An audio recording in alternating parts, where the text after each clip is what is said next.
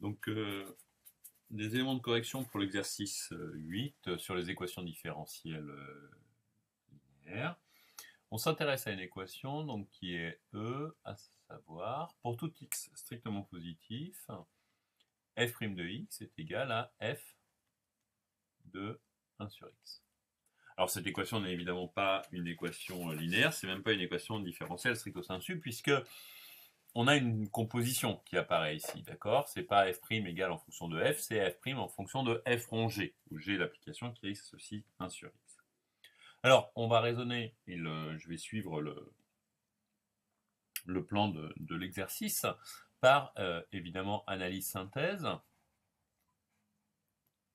Et pour l'analyse, on commence par se donner soit f une solution de notre équation, c'est-à-dire que pour tout x positif, on associe. D'accord? Et puis, évidemment, dans les prérequis, il faut que f soit dérivable sur R étoile plus.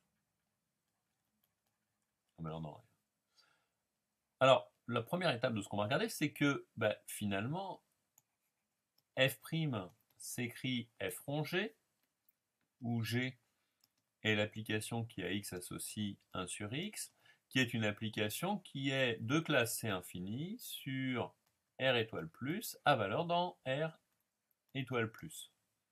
Donc, par composition,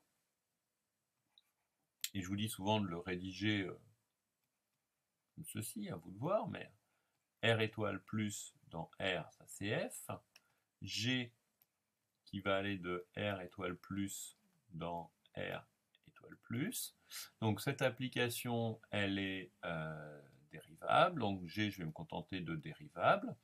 Et puis, je vais noter que l'arrivée de G va bien à l'intérieur du départ du domaine de définition de dérivabilité de f. Donc, par TFC, f rond G est bien dérivable sur R étoile à valeur dans R. D'accord? Ou vous pouvez écrire les deux à la suite des autres pour vérifier que ça marche. Bon, ce qui nous donne que f' est D1, donc je précise pas l'intervalle, mais f est D2, donc en particulier f est C1. D'accord? Alors, pour prouver ces deux, une fois qu'on a que f est C1, on va refaire le même résultat, mais en rajoutant maintenant le fait que f est D2, puisque G est D2, on a déduit que f rond G est D2, donc f' sera D2, donc f sera D3. En particulier, f est C2. Et en fait, on peut même aller jusqu'au bout avec une récurrence pour montrer que pour tout n, f est Cn, c'est-à-dire que finalement, f sera de classe C infini. Donc, toute solution, on peut la dériver autant qu'on veut. Voilà pour le premier point. Alors, second point, on va essayer de retrouver une équation différentielle. Et là, il faut l'inventer, il faut chercher, etc. C'est globalement extrêmement compliqué. Donc, l'exercice nous guide. Et une des idées possibles va être de dériver, puisque l'on peut dériver maintenant cette équation. Donc, je prends l'équation E qui donne en dérivant, les deux applications sont continues, que quel que soit x strictement positif, f seconde de x est égal à moins 1 sur x carré, f' de 1 sur x. Et si je reprends l'équation E, f' de 1 sur x, puisque 1 sur x est strictement positif, c'est donc f de 1 sur 1 sur x, c'est donc égal à f de x. Donc on obtient du moins 1 sur x2, f de x. D'accord? Alors faites attention, pensez-y, quand je dérive, je vais rajouter des constantes.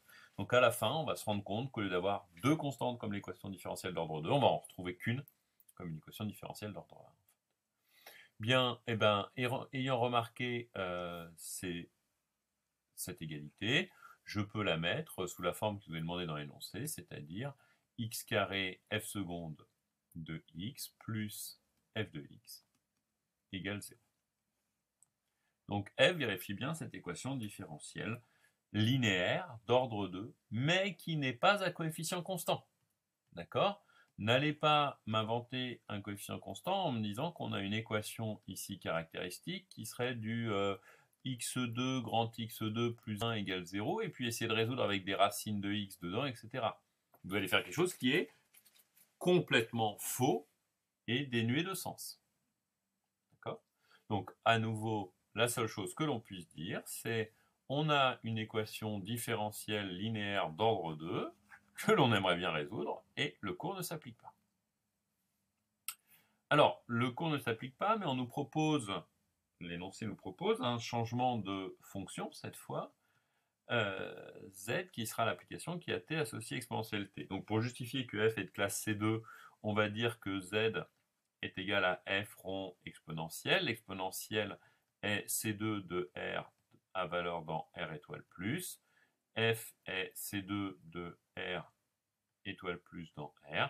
Donc, par composition, cette application, eh bien, c'est de R dans R.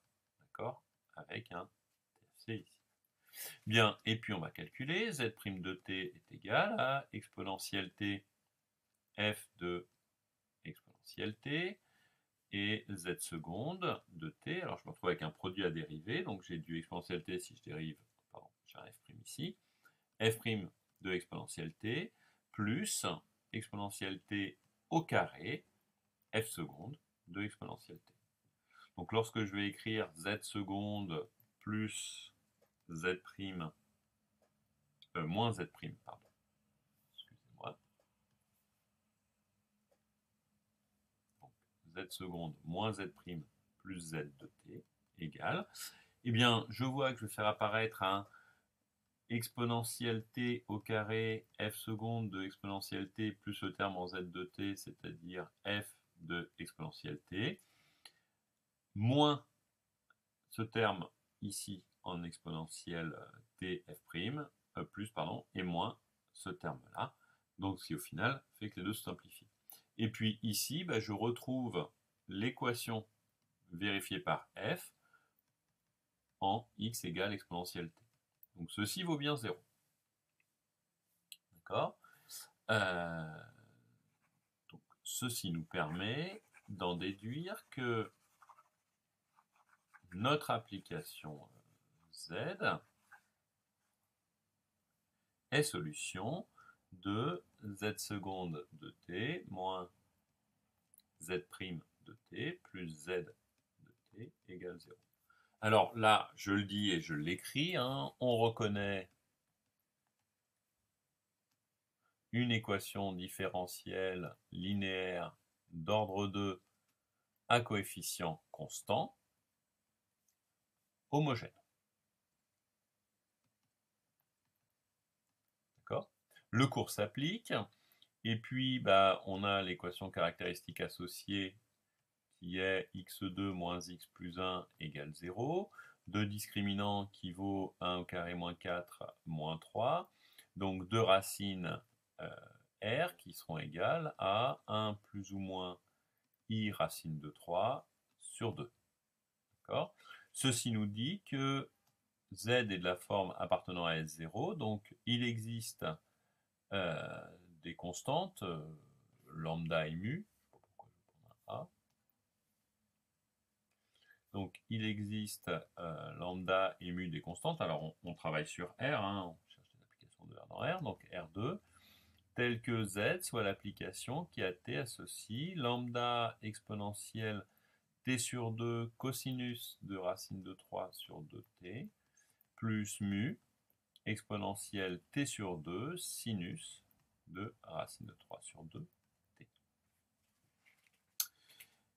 Eh bien, je vais continuer à remplacer, et pour tout x positif, f de x, c'est z de log de x, puisque z de t est égal à f de exponentielle t, donc je proc. Et donc c'est de la forme lambda, exponentielle de 1,5 de log de x, on reconnaît du racine de x, cosinus de racine de 3 sur 2 log de x, plus mu, racine de x, sinus de racine de 3 sur 2 log de x.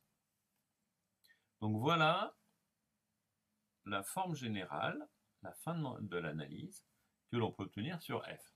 J'ai enlevé des morceaux, bien sûr, mais soit f dans S de E, j'ai trouvé que f est de cette forme-là. D'accord?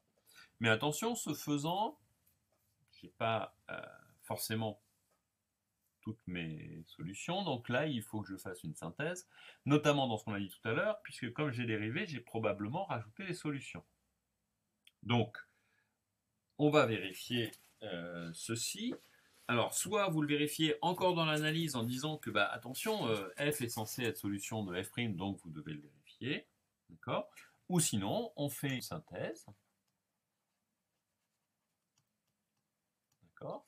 Dans laquelle on va vérifier, bon, bah, si on se donne un f qui est lambda x, racine de x, cosinus de racine de 3 sur 2, x plus mu, racine de x, sinus de racine de 3 sur 2x, je vais dériver et reporter dans mon équation.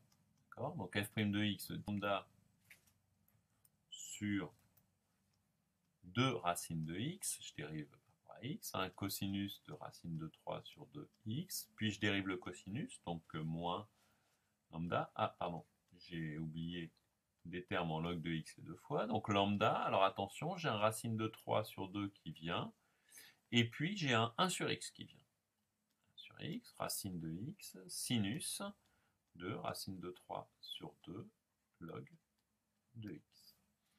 Je dérive le second membre, donc plus mu sur 2 racines de x si je dérive la racine sinus de racine de 3 sur 2x, plus mu racine de 3 sur 2x, dérivée de ln, racine de x, cosinus, racine de 3 sur 2, log de x. Donc, je rassemble ceci, en rassemblant tant qu'à faire les termes en cosinus et en sinus, ben, je vois apparaître un cosinus racine de... je vais mettre des coefficients devant. Donc, lambda sur 2 plus mu racine de 3 sur 2 fois 1 sur racine de x cosinus de racine de 3 sur 2 ln de x. D'accord? Je vous signale que ici, le racine de x sur x vaut 1 sur racine de x. Plus, donc un moins lambda racine de 3 sur 2 plus mu sur 2, 1 sur racine de x, sinus de racine de 3 sur 2 log de x. Et puis f de 1 sur x, pour tester, je vous rappelle que E, c'est l'équation f' de x pour les positifs égale f de 1 sur x. Donc quand je remplace ici, le 1 sur racine me donne bien 1 sur racine, et log de 1 sur x me donne du moins log de x, et donc je vais utiliser la parité, et l'imparité de cosinus et sinus. Donc lambda sur racine de x, cosinus qui est pair, racine de 3 sur 2, log de x, moins mu sur racine de x, sinus qui est impair, racine de 3 sur 2, log de x. D'accord? Et donc je veux l'égalité entre les deux. Ce qui fait qu'en faisant rentrer à l'intérieur des cosinus, donc là j'ai un lambda qui apparaît, je le passe de l'autre côté. Donc lorsque je vais calculer f moins f de 1 sur x, donc attention, j'ai changé la valeur, ne me faites pas des captures d'écran fausses à n'importe quel moment. Donc je vais rentrer le 1 sur x ici, donc j'ai un moins qui apparaît, donc ça me fait un moins lambda sur 2. D'accord? Et puis je vais mettre un moins ici qui devient un plus, et donc un 3 lambda, 3 mu sur 2. D'accord? Puisque le moins devient plus et fait rentrer dedans. Et donc mon équation qui est censée être nulle est celle-ci. Alors, pour montrer que ça implique que ces deux choses-là sont nulles, il suffit de l'évaluer en des points bien choisis. Par exemple, si je m'arrange pour avoir ln de pi égale pi sur 2, ln de x, pardon, c'est-à-dire si j'évalue en x égale exponentielle pi sur 2. Que va me donner cette évaluation qui est censée être nulle? Eh bien, je vois que je vais faire apparaître un sinus, ah pardon, il manque des morceaux, donc c'est 2 pi sur racine de 3. Donc en x évalué en exponentielle de pi sur racine de 3. Le sinus, tout ceci vaudra pi sur 2, donc le sinus sera égal à 1. Tout ceci vaudra pi sur 2, donc le cosinus sera nul. Donc évaluant ce point-là, ceci me donne du moins lambda sur 2 plus mu racine de 3 sur 2, multiplié, on va l'enlever après, par ce 1 sur exponentielle moins pi sur 2 racine de 3, le racine de x, plus, qui est non nul, vaut 0. Vu que ceci est non nul, j'obtiens directement égal 0. Et puis en s'arrangeant pour évaluer en 2pi sur racine de 3, donc en exponentielle 2pi, etc. Lorsque je vais calculer le log multiplié par racine de 3, j'ai ici quelque chose qui vaut pi, ou j'aurais pu prendre directement en 1, ça aurait été plus simple. Allez, on va faire au plus simple, je reprends. Le deuxième, vous l'évaluez en x égale 1. En x égale 1, le cosinus, ce qui est à l'intérieur du cosinus vaut 0, donc le cosinus vaut 1, ce qui est à l'intérieur du sinus, ça vaut 0, donc le sinus vaut 0.